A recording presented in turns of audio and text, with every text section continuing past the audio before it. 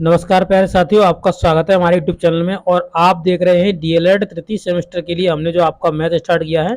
इसमें chapter number आपका 15 चल रहा है, जिसमें आज वीडियो नंबर 3 आपके लिए जाने वाला है। तो आपने पहले की वीडियो नहीं देखे तो आप जाकर जरूर देख लीजिएगा, क्योंकि उसमें 2 प्रमेय आपकी ऑलरेडी मैं करा चुका हूँ और उसमें काफ़ी कॉन्सेप्ट आपके हमने करा दिए हैं। और इस वीडियो में भी बने रहिएगा, क्योंकि इसमें आपके जो एग्जाम्पल्स हैं उनको मैंने एकदम डिटेल में आपके लिए समझाया हुआ है, ताकि आप आसानी से उनको समझ सकें और जब भी ऐसे क्वेश्चंस आपके लिए बनकर आएँ तो उन्हें आसानी से आप उनको सॉल्व कर पाएँ। तो चलिए आज का वीडियो स्टार्ट करते हैं। तो देखिए एग्जाम्पल नंबर 1, ये आप देख सकते हो यहाँ पर लिखा हुआ है कि संलग्न चित्र में ओ वृत्त का केंद्र है।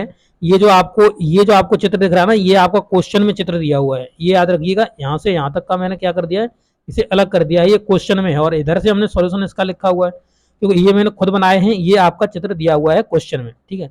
संलग्न चित्र में केंद्र आपका जो ओ है वो वृत्त का केंद्र है, सही है। यहाँ पे देखिए हमने ओ को डिनोट कर दिया है, आप देख सकते हैं यहाँ पे।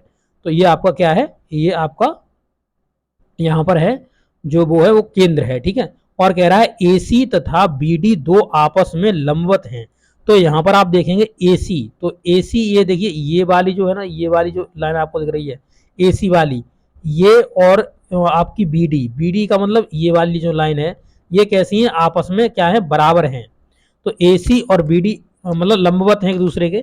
एंड देखिए यहाँ पर हमने, देखिए यहाँ पे जो क्वेश्चन है उसमें मैं आपको समझाऊंगा, आंसर में मैंने सॉल्यूशन किया हुआ है। तो यहाँ पर लिखा हुआ है कि OAB बराबर A है। तो OAB, तो यहाँ पर O दिखिए, फिर A दिखिए, फिर B दिखिए। तो यहाँ पर OAB क्या है, आपका A है। और यहाँ पर तथा ADB आपका B है। तो ADB, तो A और आपका कहाँ गया D और आपका B, तो ABD होगा, ठीक है। DBC है, सॉरी DBC, तो DB और आपका C, ये आपका ये वाला एंगल आपका दिया है B। तो इन्हीं सब एंगलों को दोनों को पूछ रहा है, ठीक है। अब यहाँ पर देखिए मैंने जब सॉल्यूशन करा हुआ तो इसके चित्र बनाए हुए बाकायदा से। ये आपका चित्र नंबर 1, चित्र नंबर 2, यहाँ पे दोनों बनाए हुए हैं ताकि आपको मैं अच्छे से समझा पाऊँ इसको। तो यहाँ पर जो आप देख सकते हैं, यहाँ पर आपका पूरा फिगर दोनों में आपको आपके लिए हमने बना दिए हैं। यहाँ पर आप देख सकते हो, ये जैसे ये आपका पूरा क्या हो गया, ये आपकी एक पूरी रेखा हो गई। और इस पर जो लंब पड़ा हुआ है ना, ये वाला आप देख सकते हो यहाँ पे, ये लंब है। ये क्या है आपका, ये लंब है। ये आप देख सकते हो, ये आपका लंब का काम कर रहा है, जो कि आपका है AC लंब है। ये AC लंब आपको दिख रहा है, ये आपका क्या है, ये आपका लंब है, ठीक है। यहाँ पर लंब का देखिए, यहाँ पे मैंने साइन भी बना दिया है आपके लिए, तो आप यहाँ पे देख सकते हो। ये जो है आपका साइन बना दिया है, ये लंब है यहाँ पर, इसलिए मैंने ये आपका साइन बना दिया है। इसी प्रकार से पहले मैं आपको फिगर में दिखा दिया कि AC BD पर लंब है। दूसरे फिगर में आपको दिखा रहा हूं कि मैं जो AC बना हुआ है इस पर जो DB है ये आपका लंब है। तो इस तरीके से मैंने दोनों फिगर में आपको लंब का कॉन्सेप्ट जो था आपका कि एक दूसरे पर लंब है, यानी 90 डिग्री का एंगल बनाएंगी, वो मैंने आपको दोनों में दिखा दिया। क्योंकि इससे आपको क्या होगी, आपकी जो क्लियरिटी है क्वेश्चन की वो आपको ज्यादा से ज्यादा आ पाएगी, ठीक है। अब यहाँ पर देखेंगे, आगे बढ़ जाएंगे। तो यहाँ पर आप देखिए, यहाँ पे लिखा हुआ है त्रिभुज AOB में। तो त्रिभुज AOB में हमें चलना है। तो यहाँ पर देखिए नीचे हमने एक त्रिभुज बनाया हुआ है आपका, यहाँ पे देखिए यहाँ पे नीचे की साइड पे आप देखेंगे तो AOB में हमको जाना है। थोड़ा मैं इसे थोड़ा छोटा कर लेता हूँ, ठीक है। यहाँ पर अब आपको शायद समझ में आ जाएगा, दिखाई देगा। तो यहाँ पर देखिए O और आपका ये है नीचे वाला, ये आपका B है। तो AOB में आपका हमने बात कर रहा है, ये AOB में।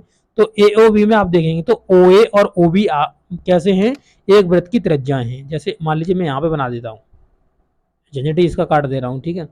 तो यहाँ पर आप देख सकते हो, यहाँ पे इस तरीके से मैं बना दे रहा हूँ इसको। तो यहाँ पर ये O है, यहाँ A है और यहाँ पर ये B है और इस तरीके से आपका लगा हुआ है। तो यहाँ पर देखिए ये OA OB आपस में कैसी है, बराबर है, क्योंकि ये त्रिज्याएं हैं। और देखिए यहाँ पर जो त्रिभुज आपका जो कोण OBA है, OBA और OAB, तो OBA और OAB, देखिए यहाँ पर एंगल की बात करी जाए तो OBA, तो B को बीच में ले लीजिए, तो OA और OBA, तो ये आपका एंगल हो गया, एक ये एंगल। और उसके बराबर में आपका जो दूसरा एंगल हो जाएगा वो हो जाएगा OAB। तो कहने का मतलब ये एंगल और ये एंगल दोनों नीले वाले, ये कैसे हैं, दोनों बराबर हैं। क्यों, क्योंकि दो सम्मुख जो भुजाएं हैं उनके दो बराबर हैं वो आपकी। तो उनके जो सामने जो कोण होते हैं वो आपस में बराबर होते हैं। तो ये चीज मैंने आपको बताई थी पहले भी। जैसे इस तरीके से मान लीजिए एक त्रिभुज बना हुआ है और इसमें ये भुजा और ये भुजा दोनों समान है, तो ये वाला एंगल और ये वाला एंगल हमेशा कैसे होंगे, समान होंगे, यानी समान अंश के आपके एंगल ये बनेंगे। तो वही चीज यहाँ पे देखिए लिखी हुई है। तो यहाँ पर देख सकते हैं बराबर में आपका हो जाएगा ए, तो ए दिया गया है, यानी आप यहाँ देख सकते हो यहाँ पर जो एंगल दिया हुआ है ओ ए बी, तो ओ ए बी में आपका जो ए एंगल दिया हुआ वो आपका ए छोटी है ए से दर्शाया गया है। ठीक है, अब यहाँ पर आप देखेंगे थोड़ा आगे बढ़ जाएंगे तो यहाँ पर थोड़ा ऊपर कर देते हैं। देखिए यहाँ पे एक चीज देखिए, यहाँ पे ए ओ बी बराबर आपका, तो ए ओ बी ये आपके एंगल की बात करेगी। तो ए ओ बी में आप देखेंगे यहाँ पर आपका हो जाएगा 180 अंश माइनस का ए प्लस ए। क्यों ए प्लस ए हो गया, क्योंकि देखिए यहाँ का जो ए है और यहाँ भी ए आ गया है, इसका भी एंगल बी का भी ए आ गया है, तो इन दोनों को 180 अंश में जोड़ देंगे, क्योंकि आप जानते हो एक त्रिभुज के तीनों कोणों का योग कितना होता है, 180 अंश होता है। तो इसलिए हम इसमें से दो एंगल हटा देंगे ए यानी दोनों को जोड़ के, तो 2a हो जाएगा 180 में से 2a हम घटा देंगे इसमें से, तो यहाँ पे ए ओ बी बन जाएगा, वो आपका बन जाएगा 180 अंश माइनस का 2a। तो ये आपका हो गया। यहाँ पर देख सकते हैं आगे देखेंगे तो कोण ए सी बी यानी ए सी और बी की बात कर रहा है, यहाँ सी के एंगल की बात करी, ए सी बी बराबर ये हो जाएगा half of angle A O B का हाफ एंगल क्यों हो जाएगा, क्योंकि हमने आपको ये बताया था कि वृत्त पर बना कोण, वृत्त की परिधि पर बना कोण, आपका जो केंद्र पर बना कोण होता है उसका हमेशा कैसा होता है, तो उसका हमेशा आधा होता है। तो ये जो एंगल आपका ओ दिख रहा है यहाँ पर ओ, ये जो परिधि पर बना कोण है, तो परिधि पर बना कोण हमेशा एंगल ओ का हमेशा कैसा रहेगा, आधा रहेगा। तो देखिए केंद्र पर बना कोण परिधि पर बने कोण का हमेशा कैसा होता है, वो दोगुना होता है। यहाँ पर हमने इस तरीके से आधा कर लिया है, क्योंकि ये एंगल हमने ओ को आधा करके इसका ए सी भी निकाला है। वैसे ये थ्योरम होती है केंद्र पर बना कोण परिधि पर बने कोण का दोगुना होता है, और जो परिधि पर बना कोण होता है वो केंद्र पर बने कोण का आधा होता है। ठीक है, तो आधे वाला नियम यहाँ पे लगा हुआ है। इसके बाद आप देखेंगे तो यहाँ पर नेक्स्ट पॉइंट में आप आ जाएंगे तो लिखा हुआ देखिए क्या कह रहा है कि ए सी बी जो एंगल होगा, ए सी बी एंगल जो होगा यानी ए सी और बी, इस एंगल की बात करेगा तो आपका हाफ ऑफ एंगल 180 अंश माइनस 2a, 180 अंश माइनस 2a क्यों रख दिया, क्योंकि यहाँ पर आप देखेंगे तो यहाँ पर देखिए ए सी बी की बात चल रही है, तो ए ओ बी बराबर हम निकाल चुके हैं पहले से ही ऑलरेडी। तो ए ओ बी हम निकाल चुके हैं 180 अंश माइनस का 2a, तो 180 अंश माइनस का 2a यहाँ पर मैंने रख दिया ए ओ बी की जगह। तो आप देख सकते हो यहाँ ए ओ बी था, इसकी जगह हमने 180 अंश माइनस 2a रख दिया। यहाँ पर हम दोनों में आपका 1/2 से दोनों में अंदर गुणा करेंगे और इसमें भाग लगा देंगे, तो आपका ए सी बी निकल जाएगा, यानी ये जो एंगल है ना वो आपका निकल जाएगा 90 माइनस का ए, तो 90 माइनस का ए ये आपका एंगल निकल जाएगा। ठीक है, अब यहाँ पर आप आगे बढ़ेंगे तो आप देख सकते हैं यहाँ पे दी गई जीवाएं ए सी और बी डी आपस में लंबवत हैं। तो यहाँ पे देख सकते हो ये ए सी आप ये बी डी आपकी क्या है, ये आपकी जीवा है और ये आपकी ए सी भी जीवा है, एक दूसरे पर क्या है, लंबवत है, यानी 90 एंगल का आपका बना रही है। तो यहाँ पर आप देख सकते हो कि यहाँ पर जो कोण हो जाएगा वो ए सी बी यानी इस एंगल की बात कर रहे हैं, उसके बाद प्लस ए डी बी, तो ए डी बी ये वाला एंगल ए डी बी बराबर में 90 डिग्री ए डी बी, तो ए डी बी और ए सी बी आपके जो दोनों देखिए ए सी बी और डी बी सी की बात कर रहा है, तो डी बी सी यानी नीचे की बात कर रहा है, देखिए ऊपर की बात नहीं कर रहा, डी सी बी। तो यहाँ पे देखिए डी की बात ये रही और सी नहीं डी बी सी, तो डी बी और सी ऊपर वाले, यहाँ कोण बी आपका दिया हुआ है। ठीक है, तो अब इसमें हम क्या करेंगे, इसमें इन दोनों को जब जोड़ देंगे हम आपस में तो कितना हो जाएगा, ये 90 का बनेगा। क्यों 90 का बन रहा है, तो देखिए इसमें देखिए इतने एंगल की बात कर रहा है, देखिए अभी मैं इसको बना ही दे रहा हूँ, देखिए इस तरीके से एंगल की बात कर रहा है।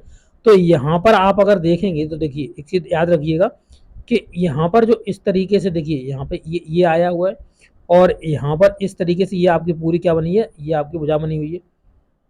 यहाँ पर जो लंब है यहाँ से ए सी ये जो आपका है ये लंब है यहाँ पे, तो लंब का ये देखिए ये लंब दोनों इस तरीके से आपका लंब है, तो यानी ये 90 का बन गया। यहाँ पर ये बी है और यहाँ पर ये एंगल क्या आ गया था आपका, यहाँ एंगल आपका आ गया था क्या तो यहाँ पर का एंगल आपका क्या हो जाएगा, तो यहाँ पर आप एंगल को इसी तरीके से रख लीजिए, या यहाँ पे देखिए एक बी दिया हुआ है, एक 90 हो गया, और 90 के बाद यहाँ पर आपका जो 90 माइनस का ए आपका एंगल हो जाएगा कौन सा वाला, तो ये आपका हो जाएगा ए सी बी। ए सी बी हम निकाल चुके हैं 90 माइनस का ए, तो इसको रख देंगे सीधा। तो यहाँ पर रख दिया 90 माइनस का ए और प्लस में बी, ये एंगल आपका बना दिया, ये बता दिया, ये देखिए 90 का है, ये वाला जो एंगल है ये 90 का एंगल है, इसलिए ये आपका फॉर्मेशन पूरा लग जाएगा इसमें। तो यहाँ पर 90 माइनस का ए प्लस बी बराबर में आपका कितना हो जाएगा, 90 हो जाएगा, क्योंकि ये जब 90 हो गया तो ये 90 के दोनों बचे एंगल, क्योंकि देखिए 180 अंश होता है तीनों कोणों का योग, तो इसलिए 90 बचा। तो यहाँ से हम ए और यहाँ से बी की वैल्यू निकालने जा रहे होंगे, तो यहाँ पर ए बराबर बी हमारा आ जाएगा, क्योंकि यहाँ पे आप देखेंगे तो 90 से 90 कट जाएगा, और 90 से 90 कटने के बाद ए माइनस का है उधर जाके प्लस का हो जाएगा। तो यहाँ पर इस तरीके से नीचे काट लीजिए, फिर भी आपका ए बराबर बी आ जाएगा। तो यही कह रहा था कि यही आपको सिद्ध करना है, ए बराबर बी। तो देखिए यहाँ ये क्वेश्चन था, इस क्वेश्चन में ये यही बोल रहा था, ए बराबर बी आपको सिद्ध करना है। तो इसमें जितना हो सका मैंने आपको डिटेल में करने का प्रयास करा है, ठीक है, बहुत ही डिटेल में आपको समझाने का प्रयास करा है। तो आपको ये वीडियो कैसा लगा है, अच्छा लगा हो तो अपने दोस्तों का जरूर शेयर करिएगा। मिलेंगे नेक्स्ट वीडियो में। Okay, thank you.